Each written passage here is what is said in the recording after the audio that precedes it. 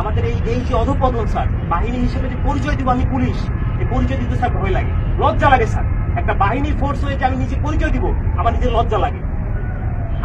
আমি একটা ছোট উদাহরণ দিই স্যার, আমি আসার পর যতটুকু দেখছি, এই যে জাতীয় সংসদ নির্বাচন শেষ যে নির্বাচনটা হয়ে গেছে স্যার, এই নির্বাচনে একক যে নির্বাচনটা হয়ে গেছে, পুলিশকে ব্যবহার করে যে নির্বাচনটা হয়ে গেছে, নির্বাচনে সারা বাংলাদেশে এককভাবে মামলা হচ্ছে স্যার।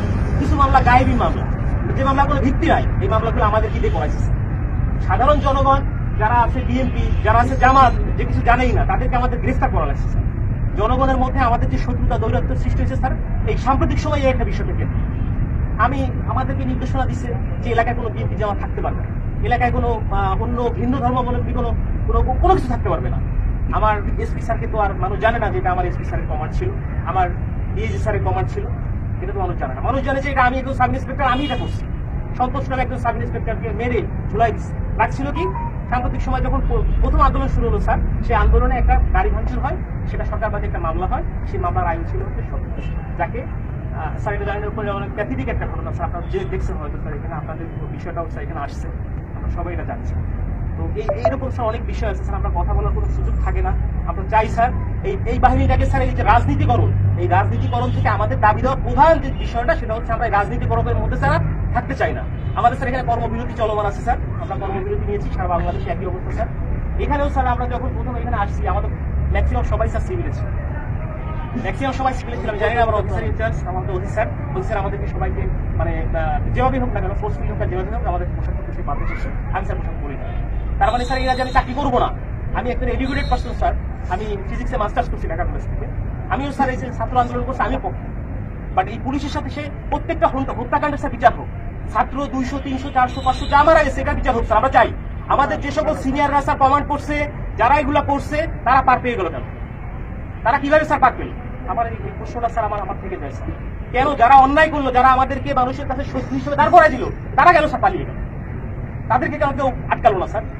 আমরা যারা এই ফিল্ড পর্যায়ে ফিরে গেছি, প্রত্যেকটা মানুষের সাথে মিশে গেছি, আমরাই স্যার বিপদগ্রস্ত। কিন্তু স্যার দেখেন, বাংলাদেশে এখন পর্যন্ত কতজন পুলিশ মারা গেছে, এই মারার সংখ্যাটা কতজন মারা গেছে, এই সংখ্যাটা আমরা এক্স্যাক্টলি জানি না স্যার। একটা বাহিনী হিসেবে আমরা পরিচয় দিচ্ছি, বাট আমি জানি না যে আমার ফোর্স, আমার অফিসার রাস্তায় পড়ে আছে, কুকুরে লাশ খাচ্ছে স্যার। এই কথা দেখার মতো, বলার মতো কেউ নাই। কিন্তু এই যে দলীয়করণ, এই দলীয়করণটা স্যার আমরা চাই। আমরা দলীয় কোনো করণের মধ্যে আমরা থাকতেই চাই না স্যার। আমাদের প্রধান পয়েন্ট হচ্ছে এইটা, আমরা চাই পুলিশ একটা নিরপেক্ষ স্বচ্ছ বাহিনী হোক। আমরা স্যার মানে আমরা যে এই যে ইউনিফর্মটা পরে রাস্তায় বের হবো, আমাকে অমুক দলের লোক তমুক দলের লোক আমাকে ব্যবহার করবে, আমরা এটা চাই না স্যার। আমরা এখান থেকে বের হয়ে আসতে চাই স্যার। এবং ছাত্র জনতা যারা মারা গেছেন, আমরা বলতেছি যে ঠিক আছে, স্বাধীন হয়েছে দেশ, আমরাও একত্রতা প্রকাশ করি। আমরা কিন্তু পুলিশ কর্মবিরতি দিচ্ছি কেন?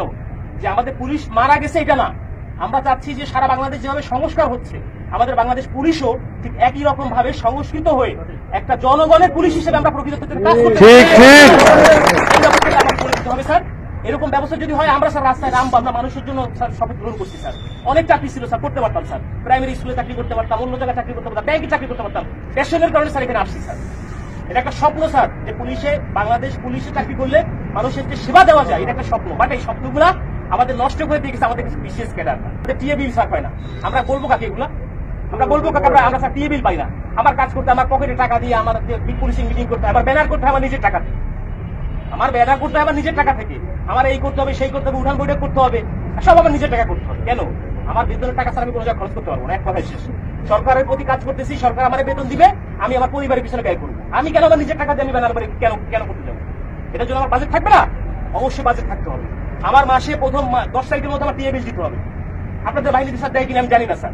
এই সুবিধাগুলো কি আপনাদেরও কি এরকম শুধু কমিটমেন্ট করে কি স্যার আপনাদেরকে রেখে দেয় কিনা আমি জানা নাই স্যার।